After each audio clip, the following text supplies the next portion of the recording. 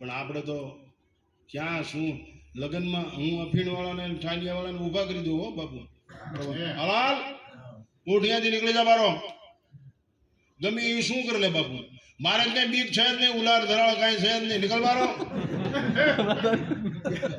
બોલો પછી એમ કે બાપુ અમારે મહેમાન છો, તું હાચવી લે તો હું જાઉં છું, બાકી બોલાવીશ નહીં કોઈ દી. બાકી નાનું બાળક સત્ય બોલે તો એને સ્વીકારે. એકવાર હું બેઠો હતો ગુરુકુની ઉપર, એક છોકરો આવીને મેં એક જણાનો ફોન આવ્યો, મેં ઉપાડ્યો નમો નારાયણ કરવા બાપુ.